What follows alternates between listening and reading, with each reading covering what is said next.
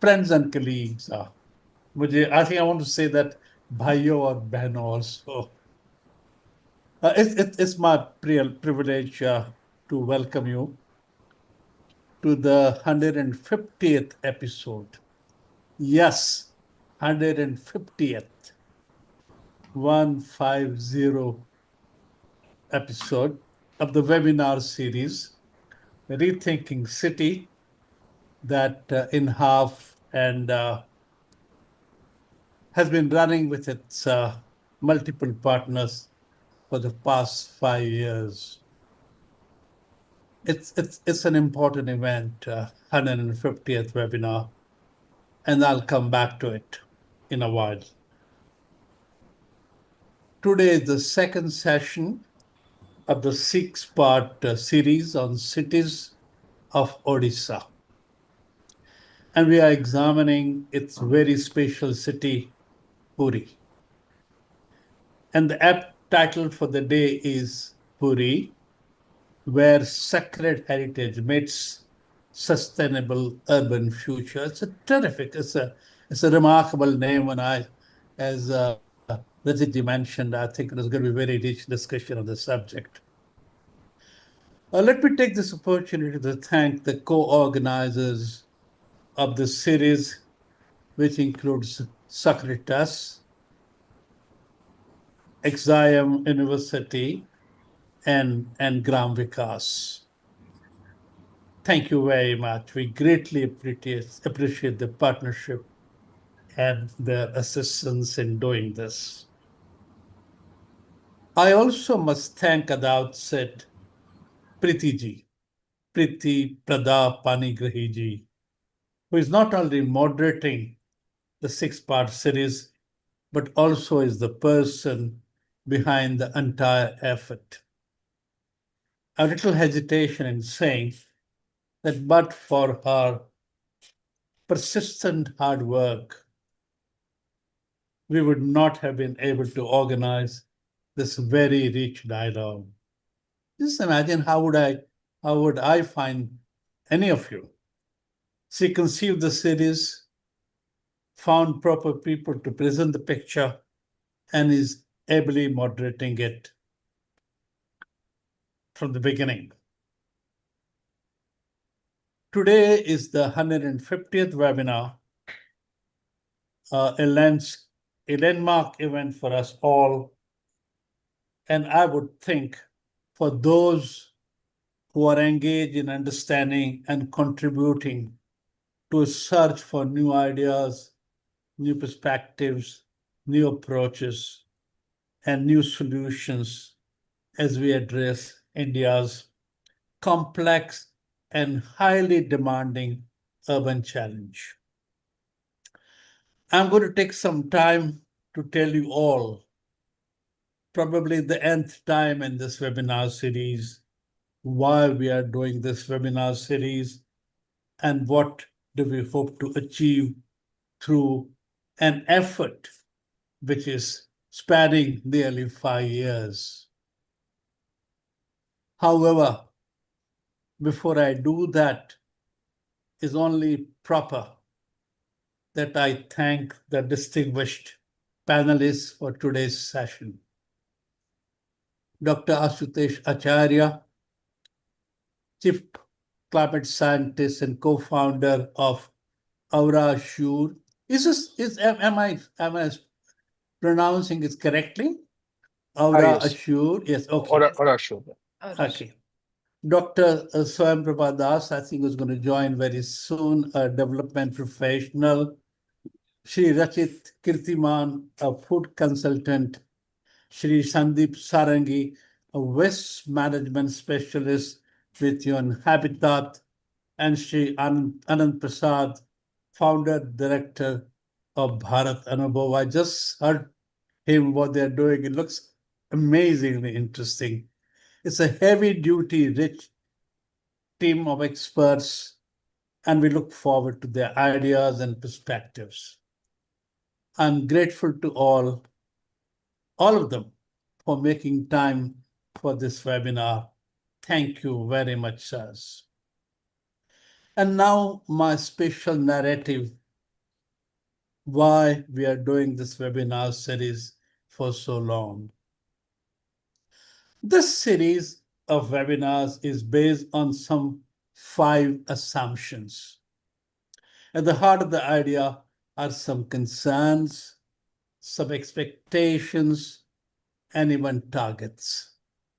First, and I mean it because this is 150th webinar, and I'm very keen to reiterate what we started with, why we are doing it. So number one, despite being engines of growth and centers of culture, technology, knowledge, and global attention and investment, our cities, the Indian cities, are not in the pink of health.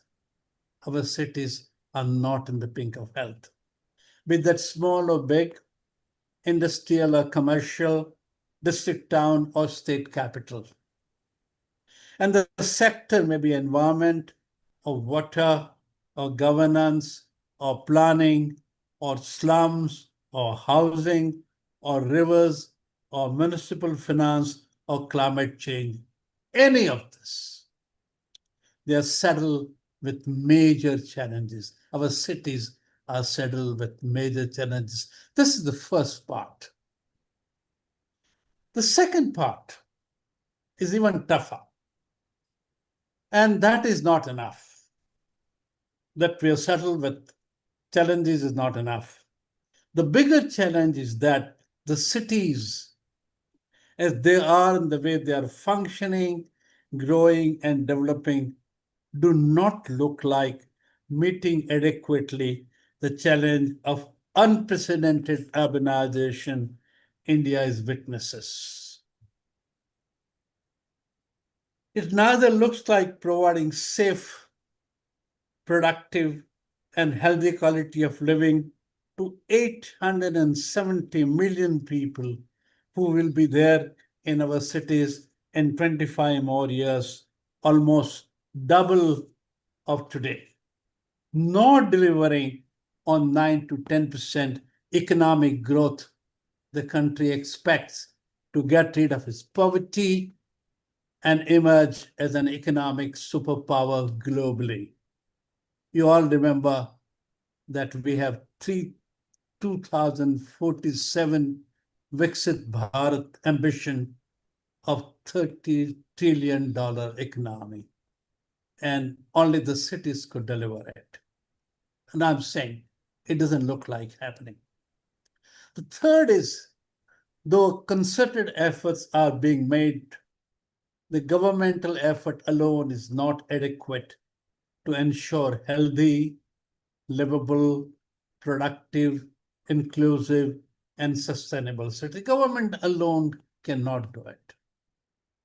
Fourth thing, the wider society, the human capital outside the government system, in industry, in business, in among professionals, in civil society, they have the required skills, knowledge, experience, and even motivation to contribute meaningfully in search for alternative approaches and new solutions. And the fifth one, we are fast running out of time.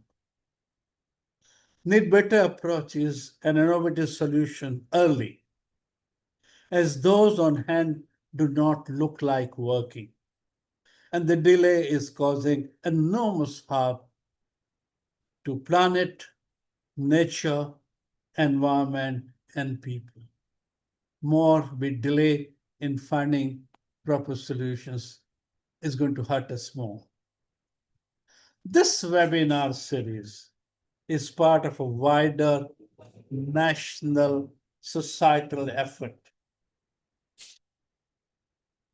aimed at bringing in not only fresh ideas and new perspectives, but also new voices and new collectivism, new togetherness, new partnership, and new energy in articulating the need for and ways to Rethinking Our Cities, both redefining the urban challenge and finding more effective ways to addressing it. 5 years and 150 webinars is a long time for a small network like INHAF with few resources and a small team. It's really very hard on us.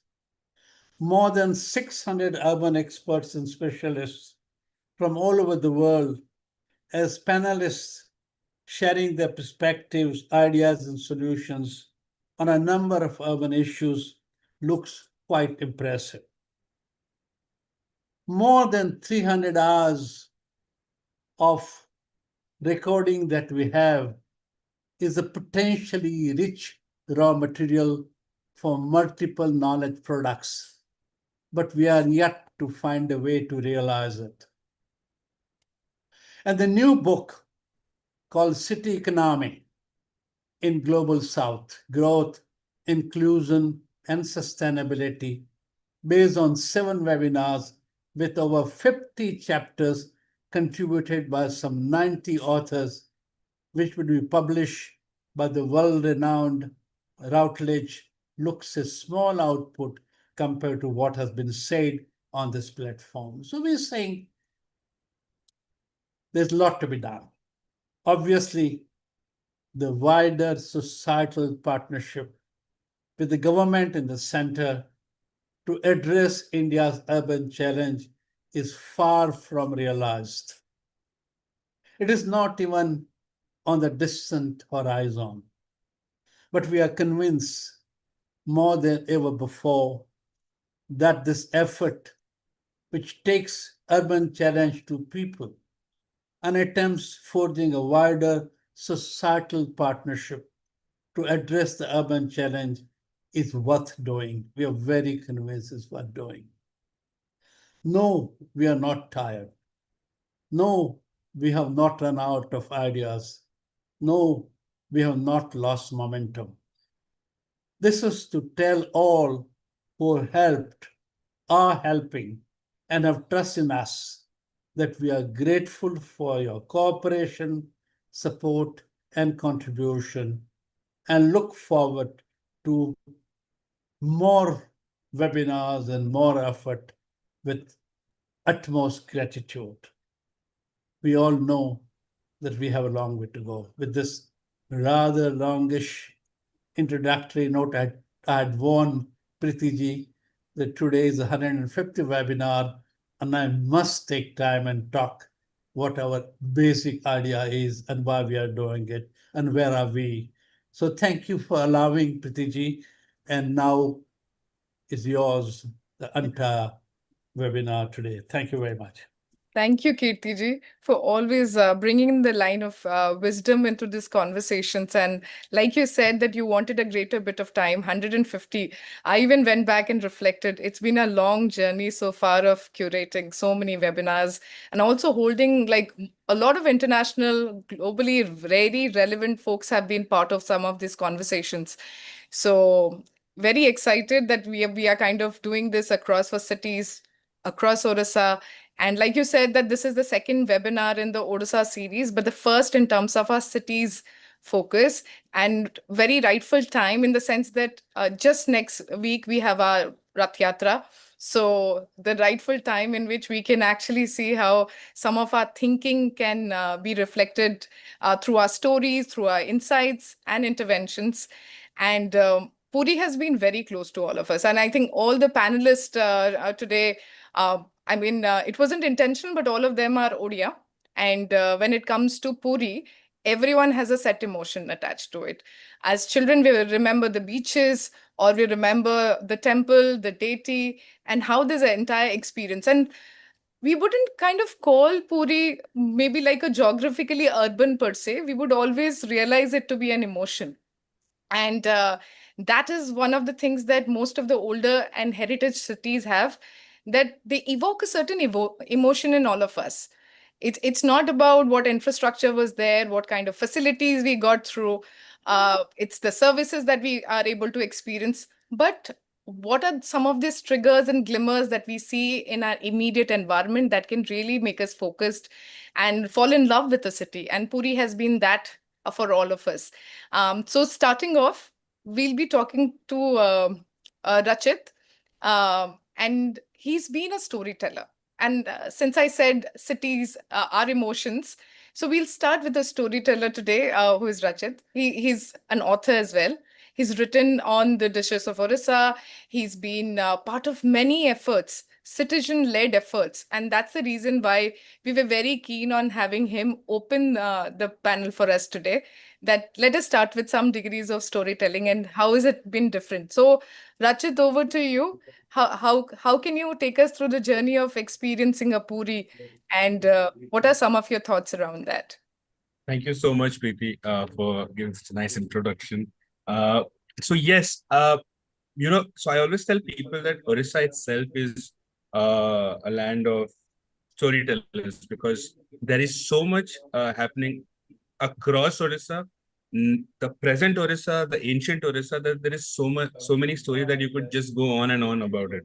Now, like you said, like Puri always has been this emotional anchor, more than just a pilgrimage that people, take. Like when you say, like if you're going to Rishikesh, it's mainly pilgrimage that people go to.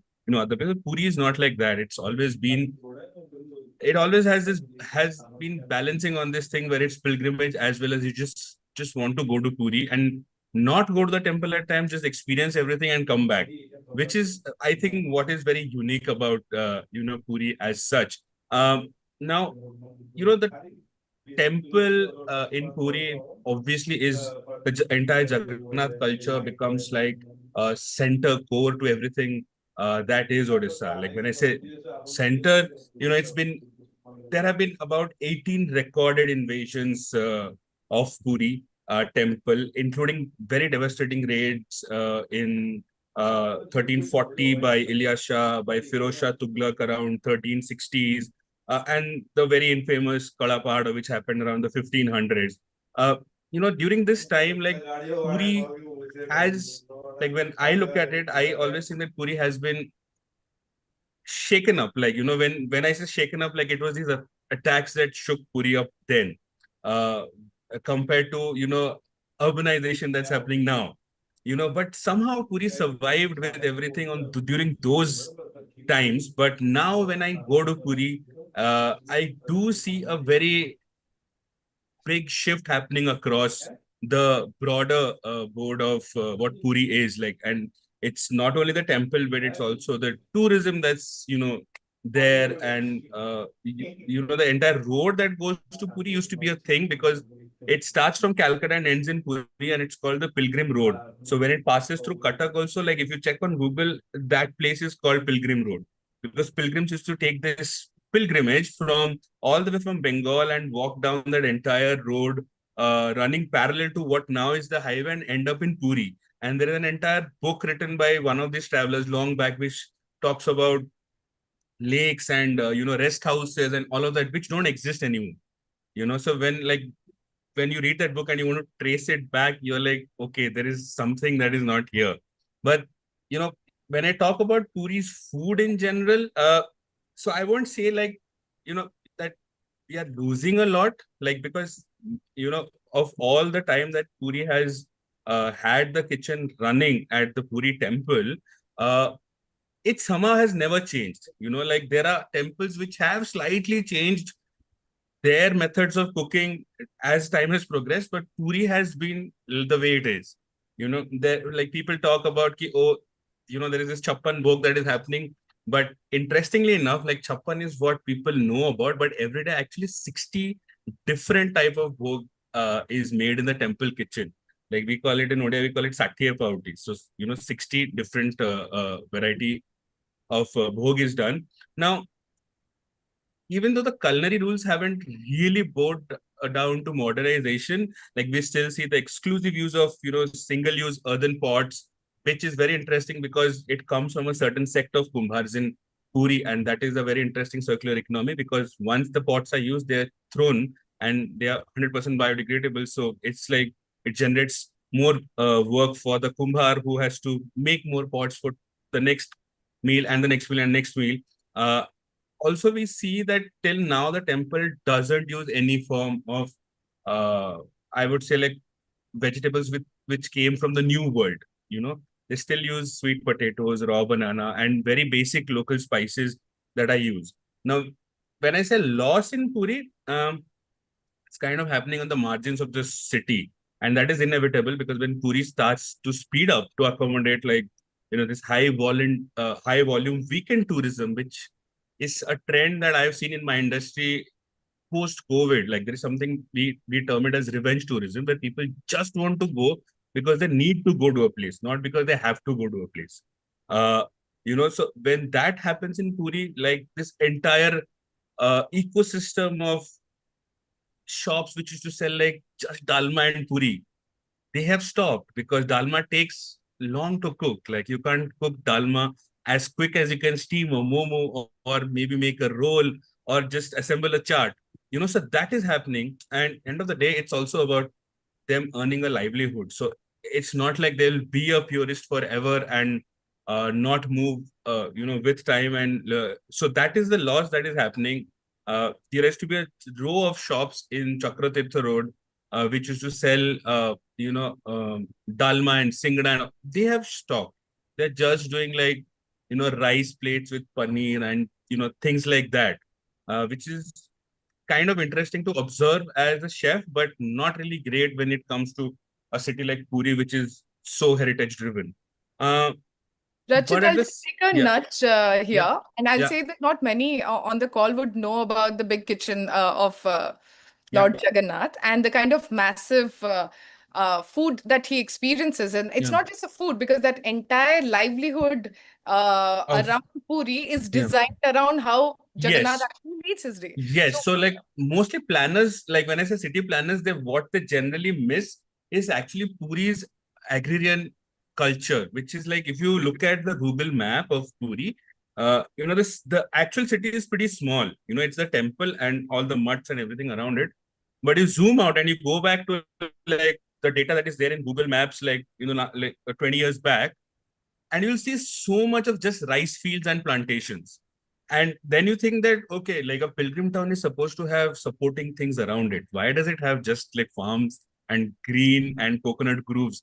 Because everything around the temple belongs to the temple in a way. The rice that used to come from these fields used to come to the kitchen temple. The plantations of the bananas that is used in dalma is by the temple, given to a particular farmer just to grow these bananas. The coconut that is used across the entire length and breadth of cooking comes from the coconut farms near Shaki Gopal.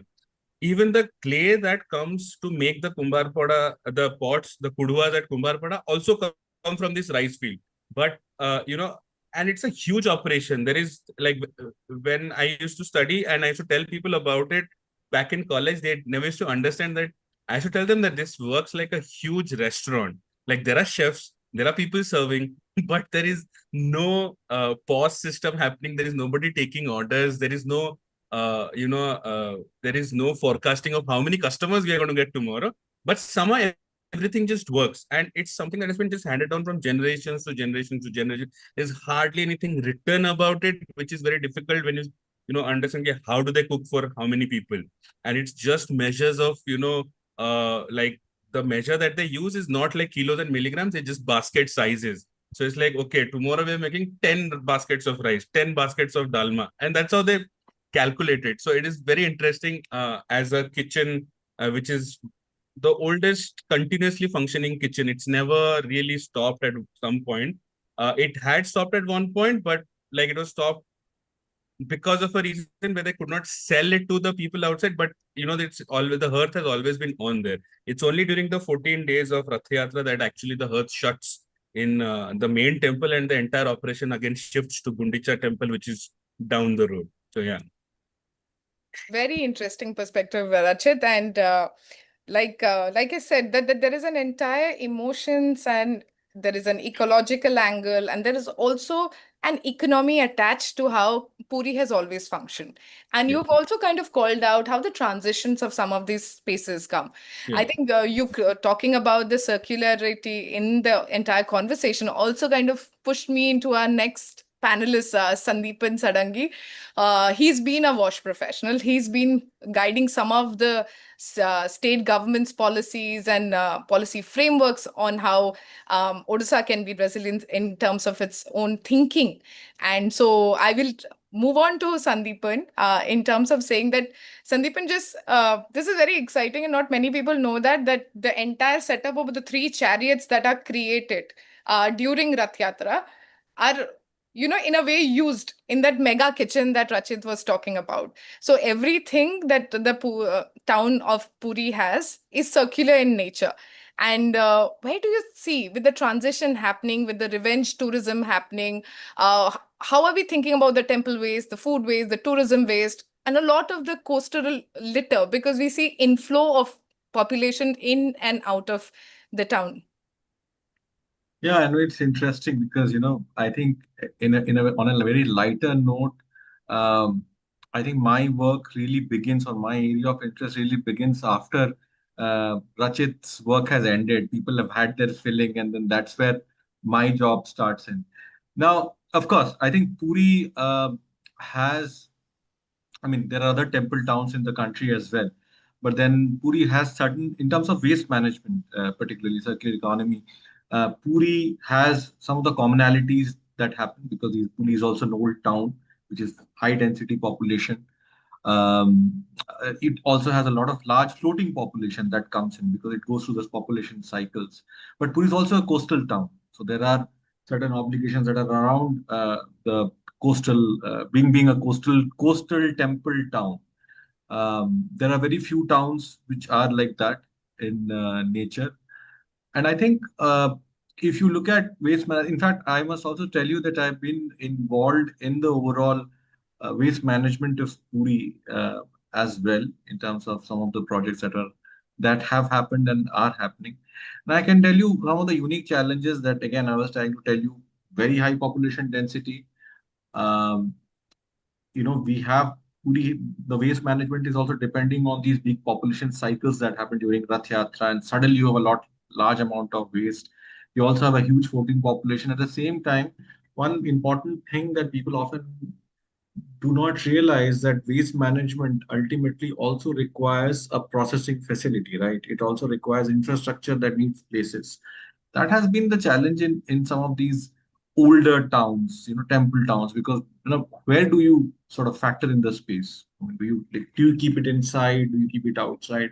Now, being a coastal town and in that coastal zone, it is not very important to get land because land is I mean, who would want a waste management facility near their house in a densely populated area?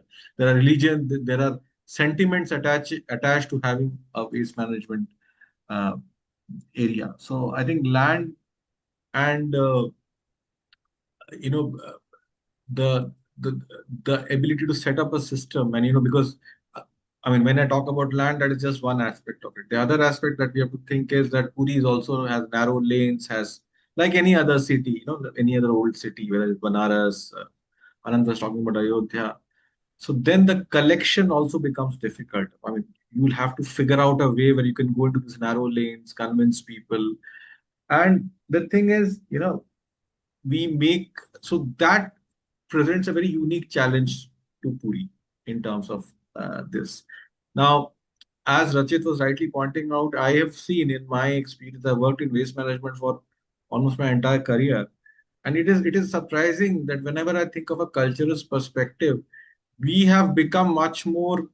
I mean, we talk so much about circular economy nowadays, but in practice, we have become more linear than before. Like, for example, I'll just give an example. You used to eat banana leaves and used to throw it outside. We would have that plastic ka thela which will go out and buy vegetables. Now everything comes in a packet. We would buy a vegetable from outside in some that thela. Right now we get it delivered through Blinkit and all these things which comes in their own packaging. So as a matter of fact, our I mean, while we want to be circular, but in some of our behaviors become more linear. And that is a challenge for a city like Puri. Puri also, I mean, one of the major challenges that you have is the temple waste, of course. There's a lot of food waste. So compared to a city like Bhubaneswar and others, the proportion of organic waste is higher in Puri. And it's also, again, in the cycle because you have more people in the season.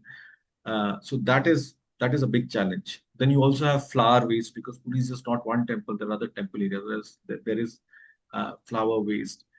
Uh, and of course, increasingly as a factor of human consumption, plastic is becoming a big challenge because tourists, you have a lot of multi-layered plastics, packages, people use chips and all that. So that creates a very interesting and challenging phenomena.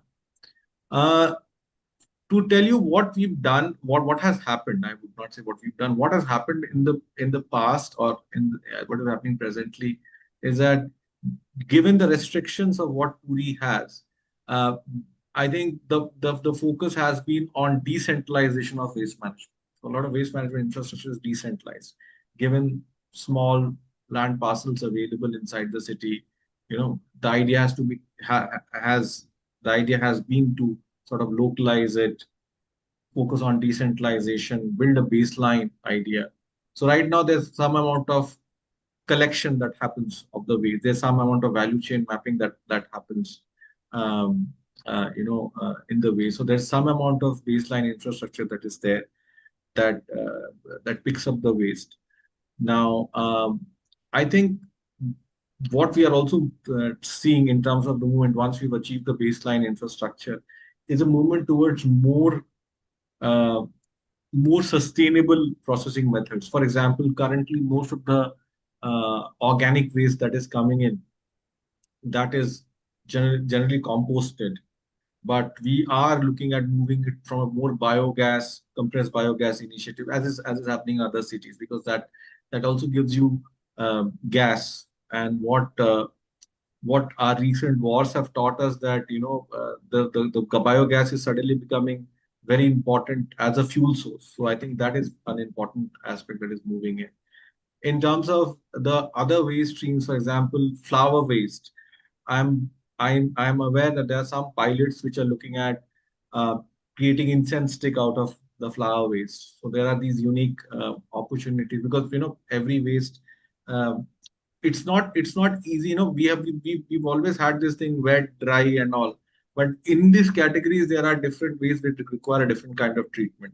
Like I mean, one way of saying is that when those earthen pots that you talk about, I've heard that there's the same factor that people give that आप मिट्टी के बर्तन में चाय पियो, that is most sustainable plastic cup. But then you have to also figure out that earth comes from the topsoil. So you're removing fertile soil and baking it. And that soil cannot be made into soil. It has to go in a different process altogether. You cannot just it's not biodegradable because it is bio in nature. It can crush it and utilize it for a certain aspect. But of course, I mean, I'm saying that it is much more sustainable than using plastic. I don't think I will. So, but right now, what is also happening is the the the the complexity of the waste itself and the variety of waste itself is increasing more than the means of processing.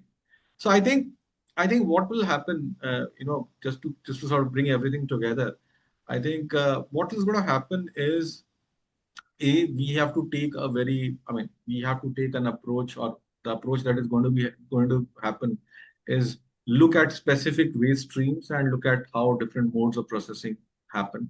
Not only look at the processing part of it, but move upstream and see how we can look at reducing waste, reusing certain material. For example, you see many of these religious towns, there's a ban on a certain kind of material. So we have to also not only look at production and treatment. We have to move beyond for a city like Puri, because no amount of recycling infrastructure can really work completely if we do not take specific interests in looking at how do we reduce certain materials, how do we repurpose certain material, how do we reuse certain material, can we take out certain materials which are really harmful. So I think there's a complete system rethinking that needs to be done apart from collection, treatment, and processing.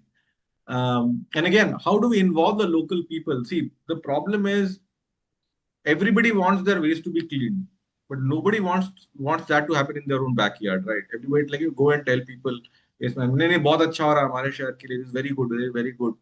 But then you don't want it in your backyard, because you like, nahi, but my property rates are going to go down. So that is why it is very important to take people in, right? And that is the most important, that is the most difficult part. Setting up infrastructure, like in my experience, setting up infrastructure is the easiest part.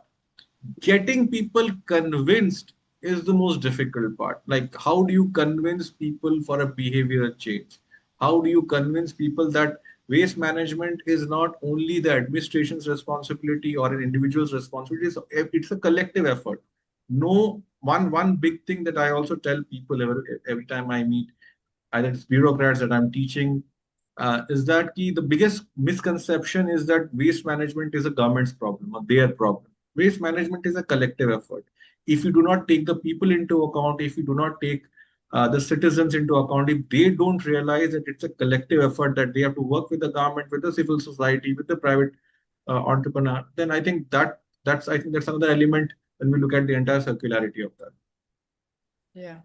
No, Sandipan, these are great points in terms of, and I think some of the kind of challenges that you kind of sparking, it's very similar for all our heritage cities, Yes. right? Because of the smaller lanes in terms of how close-knit the communities are living. Waste management has always been something to be concerned about. On the other side of it is also the spiritual places experience a lot of floating population. Yes. So while you talk about behavior change and kind of establishing more infrastructure around community level setup, there is also somebody who enters into the city for 48 hours and moves away. So there is a lack of accountability of the kind of waste they bring to the place and then let go of it. And not just heritage, it's also principally true for the tourism cities that we have globally also, and of course, in India, this is a major challenge. So I would like to hear more of that. Maybe I'll touch up with you in the next session when we talk about more of how Puri can be a little differential in terms of bringing some of this nuanced understanding. But thank you for bringing in some of these insights into how, as a wash professional, how you are able to see the linkages here. And then we'll move on to our third panelist out here, Dr. Asutosh. He's been I think he's been a dear friend, and he's also been somebody who has been looking at different cities in terms of the climate risk they bring it. So like in the entire belt of the coast, we've always seen that a lot of our spiritual places are positioned in such a way that they are closer to the coast. And in that sense, Dr. Asutosh, I would like to kind of hear from you that how do we today understand Puri? Is it a coastal city or as a pilgrimage place? All of it together, but what are some of these pressing climate risks that we should be really concerned about and plan for it? Because Puri is in a very, very beautiful phase right now. We are going through an urban transformation. And I haven't been using the word urban consciously across some of these layers. The reason is that if we look at Puri as a destination, it's not primarily an urban. We might be getting the tag of having an urban local body, which is a corporation, but it's primarily a township and something gearing up for the urbanization trend that Odisha is experiencing. So, Dr. Asutosh, bring in some of the lenses of the climate risk that Puri and some of the spiritual destinations should kind of align in terms of the planning. Well, thanks, Preeti, for this introduction, and thank you, everyone. So I was listening to the other speakers. So what I understood from their context is that we need to, what I believe is that we need to see Puri through not a single lens, but like a living coastal ecosystem, as you mentioned. And it is a kind of a confluence point and of heritage, tourism, food, livelihood, and also climate, as you said. And the city is having a very unique character, as we all know that. It is a coastal city. It is close to your capital city, Bhubaneswar. A lot of people they go to Puri for different spiritual goals. Again, sea beach is also another attraction for people. So, and we all know that, the climate change is bringing a lot of extreme events to almost every city. Like this year, you see, we declared it's an El Nino year, and there were no rain in the first half of almost, early June and late June. But all of a sudden, Odisha is experiencing extreme rain, heavy rain for 3 to 4 days, and part of the Odisha already started getting floods. I mean, small floods, not very catastrophic, but still we experience flood. Similarly, lightning is another risk. So coming to Puri, it is a kind of all sort of risk starting from cyclone, extreme rainfall, urban flooding, heat stress, lightning. All these things are actually coexisting, and also the slow moving sea level rise, which we are not actually focusing much, but it is slowly bringing a lot of risk for us as well. And during major events like Rath Yatra and other festival days, where a lot of crowds are, coming to Puri and they gathered on a smaller place, these risks are becoming amplified because for the same hazard as let's say there is a cyclone and cyclone is hitting to no man's land, there is absolutely no risk in terms of life.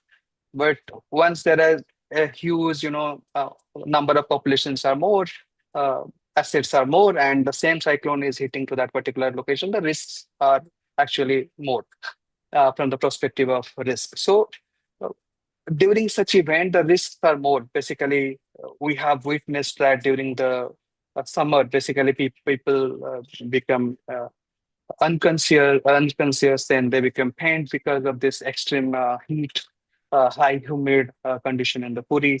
Similarly, during the cyclones, a lot of pilgrims were just staying in these hotels in front of the sea beach were in risk. So the challenge, therefore, not only to respond this disaster effectively, but to actually integrate climate risk into everyday planning. So what we are doing currently, most of our activities.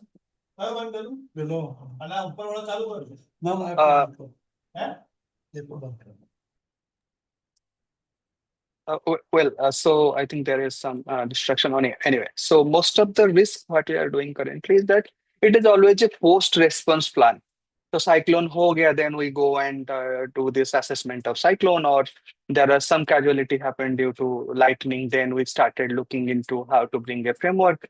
So rather than doing this post-response to any calamity, catastrophe, hazard, or kind of disaster, we need to integrate this to everyday planning, and every investment, whether it is in infrastructure, tourism, or public health, or the heritage conservation for the Puri perspective. We need to, everything should be informed by climate science and our existing knowledge and scientific. We have already advanced a lot in the scientific domain. So in my view, that should be the foundation of truly resilient Puri. Let's say you should not play around your ego. Whether you are putting a airport near the Puri, you should have all sort of climate risk assessment before putting that, rather than setting a political context, or just because of ego I'll set an airport without doing any sort of assessment, or I am putting some hotel chains in the coast without doing some sort of risk assessment. So those will be more than ego driven, rather than kind of information driven. So for a resilient city, you name any city, not only Puri, we need to be truly inclusive in terms of knowledge development and 360-degree uh, kind of changes of a particular location. Thank you, Dr. Asutosh. These are rightful lenses, but what we'll also try be curious over the couple of next conversation is to kind of understand, is the current development that is being kind of pushed through the Odisha urban vision kinds of take factors into consideration, and that'll be exciting to hear from you. And but we'll kind of move on into our next panelist for today, Mr. Anant Prasad. He's been somebody who is a local from Puri, and that's how I think I should kind of introduce him. And he's kind of born, brought up, grown up in the city, so he understands some of these nuances, and some of the pressing work that he's currently doing is around destination development. So initially when Rachit came together and said that Puri is indeed going through a transformation, and there is some degree of destination development that is happening, whether it reflects on the food or it reflects on the circularity patterns, or it also reflects on the kind of climatic challenges that is happening. But how far are some of these kind of relevant for the city of Puri? Because in a emerging tourism economy, how do we understand a Puri and how differently it should be planned for it, Anant? Uh, Thank you, Preeti, and thanks everyone. Thanks for the opportunity to share my reflections. Um, See, for me, it's like whatever I will say here is primarily with different layers of different layer. It means different kind of role that I have played in my life in different phase of life with Puri. So before becoming any kind of professional, because uh, I moved to Puri in at the age of 4 or 5. Like though I am not born in Puri, but since the age 4, I started living in Puri. It's like we have our own house. I was brought up in a very culturally, literally rich family. I was brought up with all kinds of cultural inputs, close association with the temple, upbringing, which is we call it as a Satyavadi upbringing. So, and then later I become a professional where I worked in the domain of communication. I worked extensively in urban, like I started with Preeti, then I have worked with Sandipan. We worked in the same project for pretty good amount of time in Odisha. That is where also I had some contribution as a urban professional with Puri. Um, then later part of my career I started working and I completely focused on the tourism aspect of it as a destination development expert. Now I am building a company which works on different destination development models, frameworks. So from that lens, and because I grew up in Puri, I saw everything keep on moving because social media was there. So I was never away from Puri, even though I graduated in 2009. From 2009 to now, almost like 15 years, I would say I have seen it from a different lens. Uh, so And when it comes to what lies ahead for Puri, I would see it as a ecosystem. Asutosh was mentioning about living ecosystem. I will tell you how. Um, you would be very surprised to know the most influential people of Puri, the most powerful people of Puri in terms of politically or in terms of financially or in terms of their relevance to the city or the origin of Puri are the people who directly serve the temple. Okay, and their calendar works 21 days cycle. It's not our 30 days cycle. So a major part of Puri's lifestyle is not run through a 30 days calendar year or 30 days system. It's a 21-day system because everything in Puri happens through the temple, or you can say according to the temple, according to temple rituals. So and temple rituals is in a cyclic year of 21 days in a month. Okay, or something similar. I might not be correct 100%. So and if you look at Puri's geography, so say you talk, Priti was saying about Puri as a small town. It's a small town or small township. So you go towards Chilika side now. Aurassure is happening after Snan Yatra, and the whole tourism or people are moving to Brahmagiri, which is a temple very well connected to the Sri Mandir, and it has a direct every round the year connection on different kinds of rituals. Now you go to Chilika, there are different islands which are villages or hamlets. And during Jagannath's exile, Lord Jagannath was kind of kept there in kind of उनको वहाँ पे छिपाया गया था during different invasions. So Jagannath culture flows in that Chilika or Krishna Prasad side. You come to Chandanpur, Sakigopal, it has direct relationship with the supply of coconut, with the supply of coir mattresses. So because of this ecosystem of coir and the supply of coconut, a core industry was also flourishing once upon a time in Puri, which also provided a lot of craft opportunity. You go to Pipili, which is all the clothing and the Puri's textile is very much influenced by Pipili. It also has a very temple relevance with the Puri's town's ecosystem. You go to Konark, Kakatpur, Ma Mangala. The relationship with temple is, and nothing moves in Puri temple unless there is a permission of Ma Mangala from Kakatpur. So a larger part of tourism involves there with Konark, Konark, Kakatpur, Nimapada. This cycle, I can bet you in any Odisha city, the amount of milk consumed is highest in Puri. And this whole amount of milk, the supply is from Konark, Nimapada, and that side. And then Ostaranga and that belt of coastal belt, it is very resilient. I will give you one more very nice anecdote, nice or ironical anecdote about Puri's resilience of Puri people. This is perhaps the only city in last 50 years which has stayed without electricity, without internet for 2 months during the cyclone Fani. I have never heard of any city. We have seen so many cyclones, or maybe I am not very sure about tsunami, but a city because of cyclone, people had adjusted to their lifestyle. They had without phone, without electricity, they had learned to live for 2 months during 2019. When I was also part of different projects in different Indian spiritual cities, say Prayagraj, Ayodhya, Ujjain, or Varanasi. When there is melas like Kumbh Mela, I actively worked in Kumbh Mela. It is called as a mass gathering event. But for Puri is a mass gathering event almost like 7-8 months of the year. So it is a constantly moving economy, and in between the people of Puri. So they have a different cyclic behavior. They have a different lifestyle. They have a different kind of acceptance. Puri people can be your best of friends. Puri people can be your best of enemies. So when we look at any kind of development, governance, so Puri should be treated as a wholesome ecosystem, not as a town or a very municipality or corporation based or urban governance system. Puri urban governance.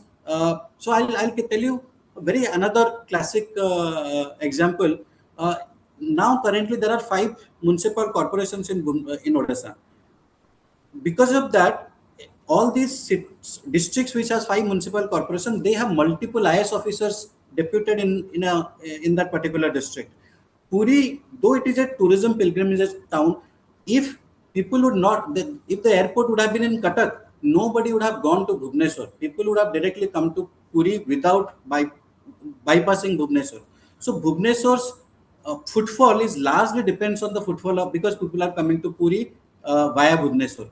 So if you look at Puri, always deserved better governance, better focused governance. So Puri has never. I don't remember I've ever seen 2 bureaucrats posted in Puri for so many things. And whereas a collector has so much of responsibility, so much of crisis to manage, which is links to temple. So so what Puri needs? Puri needs very specialized focus of the government to depute more bureaucrats, depute more professionals like Sandipan Bhai or say Rachit, who will come and create those ecosystem which is linking to all the semi-urban or peri-urban or rural. Puri cannot be completely defined as an urban destination. It is a urban ecosystem, you call it as, and it should cover the nearby ecosystems where the supply is coming. So if you look at the economy, destination economy, it is largely supply and demand and supply. So demand is there, supply is not very organized or not very promoted. I will just end this particular session how I see Puri with a very darker side of this whole development. Just 4 days back, I was just sharing this with Preeti. I grew up in Puri. I did my BCom. I did my graduation in commerce, bachelor's in commerce, and intermediate in commerce for 5 years in Puri. During that time, I had a friend who is also a localite. Because in Puri, everyone knows everyone. It's not a big metro like Bombay or Delhi, but we know everyone knows everyone. All we know the other school students. We know the other college students. So this friend of mine with whom I studied for 5 years, post 5 years, whenever I have been to Puri, he is one person that I always meet, and he's a BCom, MCom graduate. And so just 5 6 days back, he just committed suicide. You know, we know whatever the reason he committed suicide. His age is 38 at this time, and the news headline that I next day I found is written. Most of you can understand Odia, so I'll just tell you. Berozgar dauru jhuli padile jubaka. Okay, so it's like so painful. The news headline itself is painful because youth in Puri, where so many bigger properties, hotels, so many industry, the amount of industry, amount of hotels that exist in Puri, you cannot imagine. It's maybe the highest in any district in Odisha. So many industries in terms related to tourism, but local employment may not be that adequate, that people are still very unemployed. Anyone who is from Puri, we don't go out for any reason. Our if we are getting whatever to our satisfaction level, my satisfaction level is very high. So maybe that is why I'm out. Or else you don't find people of Puri going and settling outside. Even in Bhubaneswar, they like to be in their own city, own district. So if the economy or the development that we're looking at, it should be looked at as a overall destination and a ecosystem purview, and the governance has to be very correct for this. Maybe I will talk about some solutions next phase from my different experiences, but I want to see it as a wholesome destination economy which is conceived from a ecosystem point of view. Thank you. Yeah, thank you, Anand, for bringing in. And sorry to hear about your friend. We did discuss this at length that while we continue to say that the transformation is going to lead to something more tangible, meaningful for communities living there, how much of that is kind of palatable and doable is something that needs to be done. But some of the lenses that you brought in terms of the demand and supply of not only Puri being the destination, but geographically how supplementary destination around Puri have been very core to Puri's development, or Puri has a role to play in their development is something too. So we will kind of move on to our next speaker, and Dr. Swayamprabha Das and Odia herself, but she has been like the policy anchor in most of the conversations currently, and I'm glad that she was able to join. She's part of the BRICS effort, and she's based out of Delhi. She was part of the G20. So she's been the policy person defining some of these spaces, some of the national corridors in which she interacts with the government as a key stakeholder, informs some of their decisions. And so, Swayam, I would like to hear that, while a lot of the entire conversation that we were going through was through different lenses of food, waste, climate, and destinations and ecology, and let's say also economy angle to it, how does all of this place together when the governments are establishing policies? And also would like to hear some of your core passion points around I'll leave it to you, Swayam, because I know it'll come up in the conversations, of course. Thanks, Preeti, and thank you, Dr. Kirti Shah, for having me here. Puri is very close to my heart, as so for all of us, actually. My mother belongs to Puri, and my father grew up in Puri. And so Puri is very, very dear to us. And I think Puri is one of the most sustainably challenged city in Odisha, similar to other heritage cities around the world, especially in India. When we look at Varanasi, when we look at Ujjain, so these are all challenge cities. But what actually puts Puri in a very unique position is that it sits at a cusp of tradition and modernity. And why I say this is it's growing very fast. It's a culture, tourism, heritage city, which has its own, should I say, confines or boundaries. And we are all driven by Lord Jagannath, the cult and the traditions and the ethos of Lord Jagannath, if I may say so. And he's the living God. So if we look at it from that angle, then Puri also sits at a very fragile ecosystem, which is a coastal city.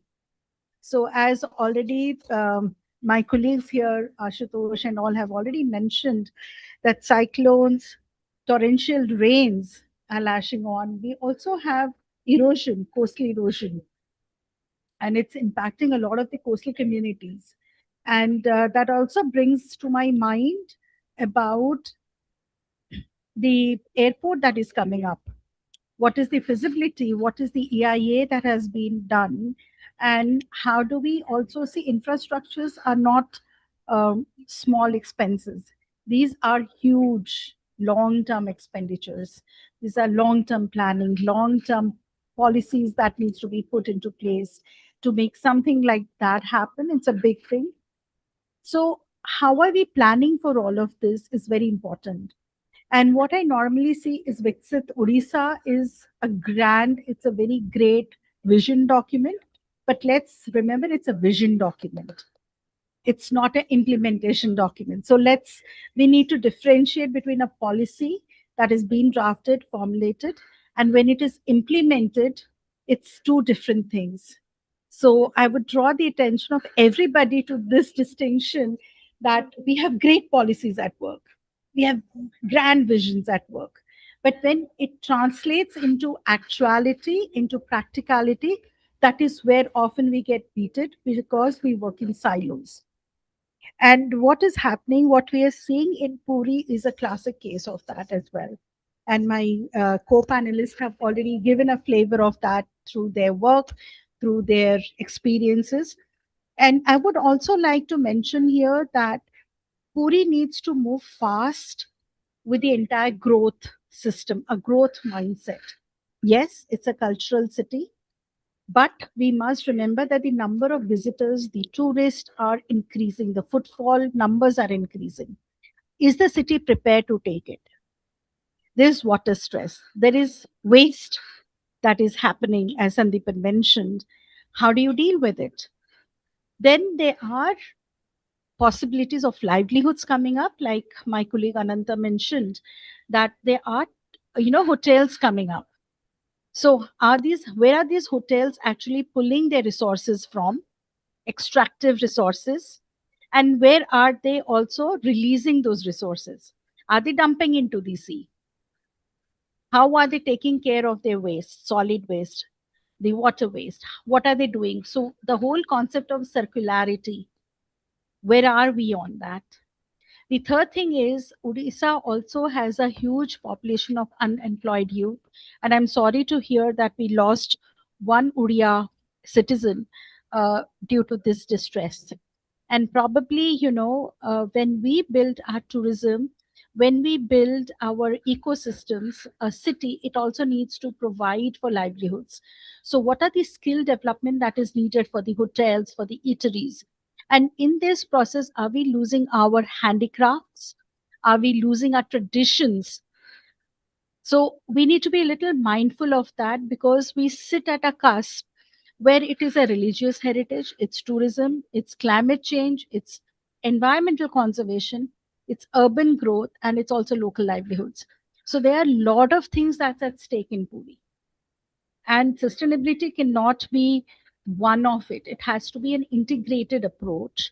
It has to take into account a holistic view, an ecosystem approach. I'm so glad, Anant mentioned about ecosystem, and that's how it is. And how do we also bring in traditional knowledge to combat climate change, to make the city more adaptable to climate change? The coastal fishers, we kind of forget those fishing hamlets around Puri. And we move only to tourism, but they're coastal fishers. So what do we do with them?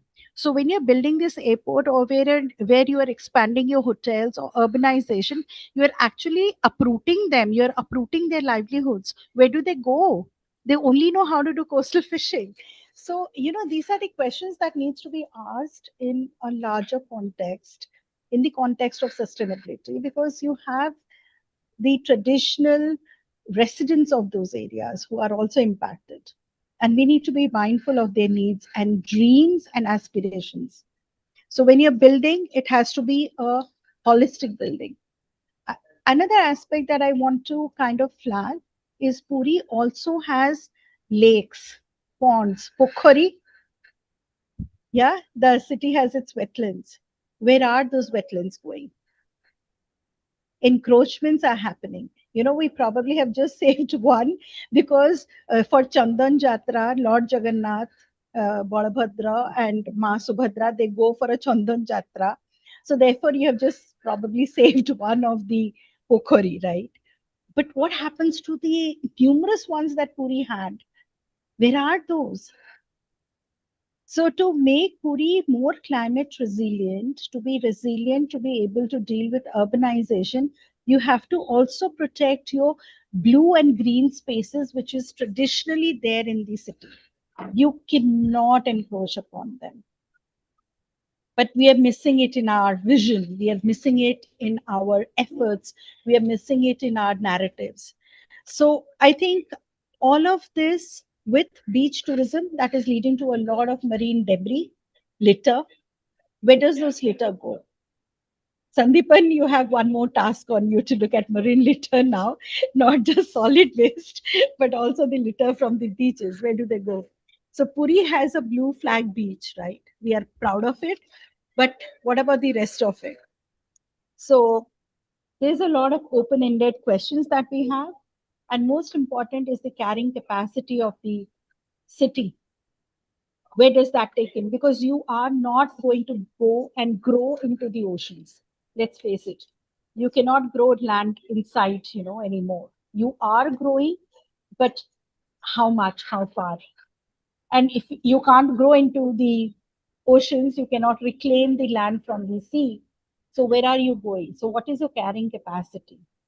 So I will leave the panelists and all of us with a simple thought about sustainability is not either or.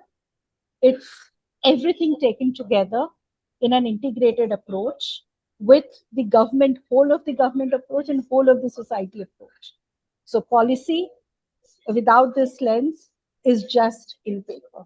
I'll stop here, Preeti. Thank you for having me. Yeah, thanks, Wem. And thanks for putting it together that the document is vision and it's not implementation. So there is a long way to go when it comes to implementation. And in terms of Odisha's urban vision, we just kind of crossed more than 365 days, but there's so much of work that needs to be done. And I think one layer that has come up in terms of a critique of this process has been the airport. In terms of whether we need an airport or we don't need an airport as part of its urban transformation. And while some of them are flagging it as an opportunity, a big sort of an infrastructure which is going to lead to some sort of an employment, and it's going to also bring transformation to the place. But how much of that is aligned to the requirement of the city? Because like rightfully said, we can't grow into the city. We don't have a scope. So how much of that is permissible? And amazingly, now we've just kind of taking a detour into more deep diving into some of the problems that have been spelled in the earlier conversations. And I'll go back to Rachit and say that while he kind of closely touched upon the local economy, the food, why I'm coming back to the food in this case, and all of us have iterated that it's the Lord and he's a foodie. He enjoys food, and therefore the entire economy is designed for him. So you have vendors, you have local eatery, and those traditional dishes, which has remained with Puri forever. But what we also heard from Rachit was the transformation that is coming together. It's with the newness, openness to becoming a tourist-friendly city. And we have also seen that inflow of population. In the last couple of years, not just to Puri, across India, we see that all the tourist destination and spiritual spaces, whether that's in Ujjain, Kashi, Ayodhya, all of this, Dwarka, all of these are experiencing a rampant flow of people. And these are floating, the entire concept of how we define it, ephemeral urbanism, that you generate. But something like a Kumbh is very dedicated. It's defined. So it's easy because you know the inflow of the population is for a short term. But something like a Puri, where rightfully the inflow is not just for 1 day or 7 days, but it's It's continuously 365 days. How do you kind of plan for that is a more interesting way to kind of deep dive and understand. So, Rachit, I would like to hear from you that while you did touch upon some of this transformation and talking about food systems and the food businesses, how do we kind of align this two? While there is a tradition to it, how can this city expand, become better? Uh, okay, so the way it was before the entire parikrama, so it was called, interestingly, that entire parikrama that was developed around the temple, it was called the Abhadas. It was called Abhada, like, they had, it was called augmentation of basic amenities and development. I'm forgetting the remainder, ma'am. Dr. Das will be able to tell. So yeah, they had an entire thing around it. Now, that was great.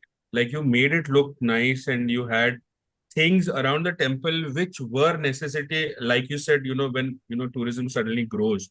Like, so you have you have laboratories, you have places to keep your shoes, like fresh drinking water. All of that is great, but you just uprooted an entire ecosystem that is to function around the temple, and you expect that, by making them sit in a kind of like a more organized market complex would suffice. It did not actually. So if you go to the parking, which is the parking down the road from the temple, there are shops there. All of them are empty, because these vendors, they are vendors who work on very thin margins, right? Like, and they don't really work around uh, very high overheads and things like that. Now, the moment this entire corridor happened, the other shops that were around, which did not come under that periphery, their real estate skyrocketed. And so somebody who's a khaja shopkeeper might be able to keep one, but somebody who sells something like matar pani, which is like very frugal, he might not be able to rent a shop. Now, you've just changed not only his system of functioning, but I know people who have just switched jobs. Like, I knew guys who used to sell matar pani who don't sell anymore. They sell coconut water and something else. So the way planners should work around this thing is, you try to keep it modern, but you also make sure that these vendors are kind of comfortable in that setup. Like, you don't make like a food court which is very Bhubaneswar or Cuttack. Like, they won't be able to function there. You might give them a water outlet and all of that, but it's not that how it works. You have to kind of drive it into them. This is a food court. It has amenities. This is for you to use. It's not that we are going to charge you for this also. So that is what I think Puri really needs, and they don't really exist. Like, certain, like, satellite vending zones don't exist. Like, beautifying is one thing, making infrastructure is one thing, but maintaining that infrastructure is actually where it should go, and it doesn't at one point. And that's why shopkeepers don't take those shops. They start selling outside on the road. Then there's an entire health issue that happens. Then there is, during Rath Yatra, all of them will be moved away.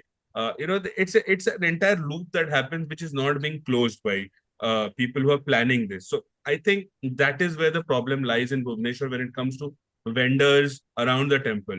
And it had this system before, which, for example, now, like you said, when you come to a pilgrim town like a Puri, you make plans and come, right? Now, it's great to give them the option of multiple modes of transport, more trains, more buses, all of that. But is Puri really built to handle that? Like, this entire chaos that happened last year, Rath Yatra, and we are coming to this Rath Yatra again. So I go for the Rath Yatra with the volunteer team every year to, we have a medical camp set up just behind the 3 chariots when they start. And I have not seen that amount of crowd ever. It's also because, for a reason, the government started running buses free of cost from every block level possible to Puri. Now, people who weren't planning to come suddenly were in Puri, and everything was chaos. There was no water, so generally, and these are like, Anant would know. So there is this one gentleman who runs this very good eatery in Puri called Honeybee. So he's a local. So he said that I have never seen the entire Bharatanubhav road that dirty. While the Rath, so when the Rath moves, there are people cleaning behind, right? So they could not handle the amount of trash that was there on the road. Now, that's what I'm trying to say. Like, it's okay to, promote it as this, where you're pivoting it from a completely tourism town to a completely pilgrimage and spiritual town to somewhat heritage tourism and tourism town. But you can't really do part of the infrastructure and not have things supporting it. That is where the problem is. That's what happened last year. It was absolute chaos that happened. Like, it was nothing that anybody could have done, and they didn't foresee this because they thought they were providing people providing people buses and all of that to come to Puri. But once they landed in Puri, there were no toilets in Badadandu. There was nothing to handle. So it was absolutely chaos. So yeah, I think like that's where that, like, it's like you can't put blinders and think of doing things without taking into account all of this. So yeah, that's Yeah. where I would stand. Thanks, Rachit, for this kind of very important insights into the process, like not just to do with Rath Yatra, but entirely the kind of effort in providing buses in different districts. And that's what we are seeing across India. Like I was citing, even a Kumbh, people who had not really intended to go. Suddenly there was a spark and everyone wanted to be there. Right. And the day the Naga sadhus had to take the bath, so the mishap happened. So there is a constant, it's the same in Assam, in Guwahati, with the Kamaksha festival.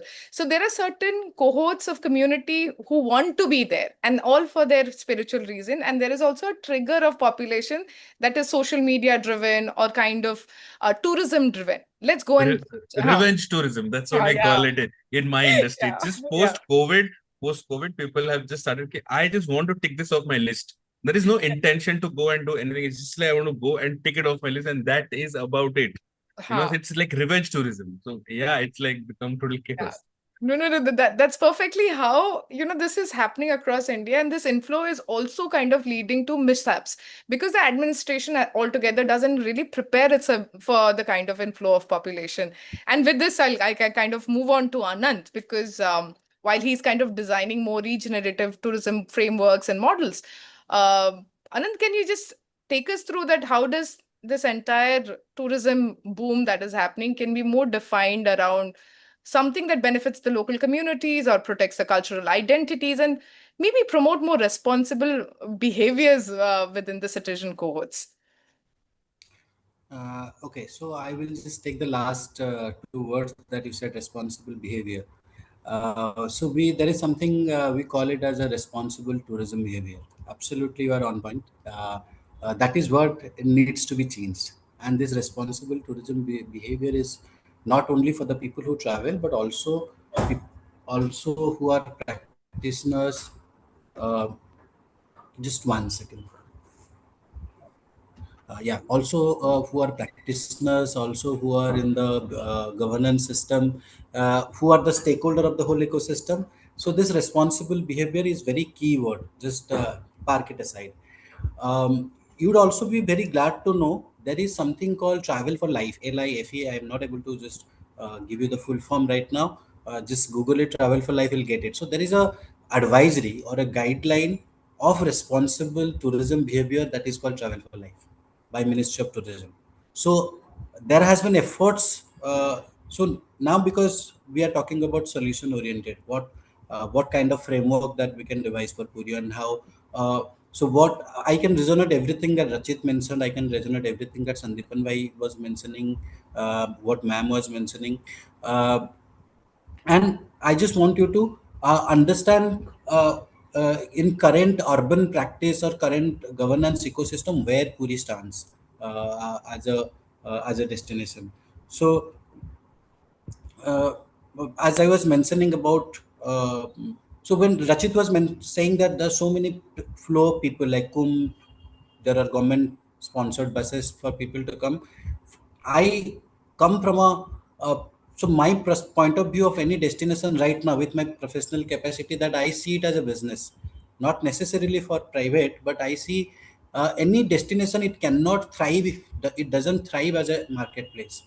there is no growth to any destination. If you just look at little, it is always in a city. It's always a give and take. You are buying something, you are getting something. So it's always a commercial relationship that exists in a city. We don't acknowledge it. Obviously, cities have localized emotions, localized feelings, but the transactions that we make, the relationships we make, it's more of a commercial in nature.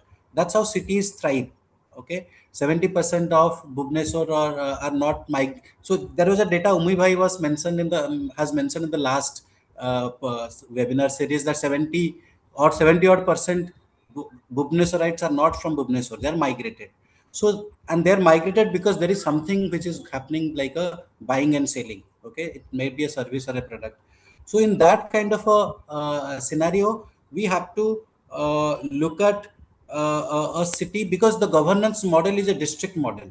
So when we talk about urban Puri and the demand and supply side as a marketplace, so we have to equally something that Rachit was mentioning about infrastructure is being made, but maintenance is not correct.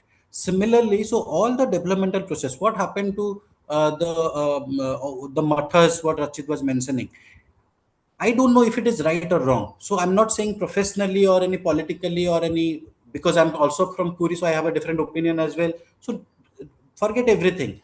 We don't know, because we live in a society where things change. So the government claims that the whatever was broken was actually human created ones, not the sacred matters. Sacred matters once upon a time used to be a small shrine.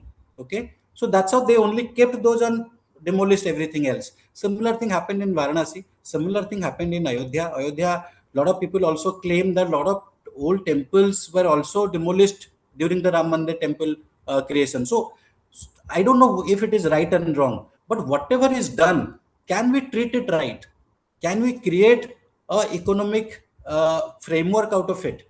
So that's why I look at Puri as a district. So we have to have the lens of a district, because the governance limit is within the district.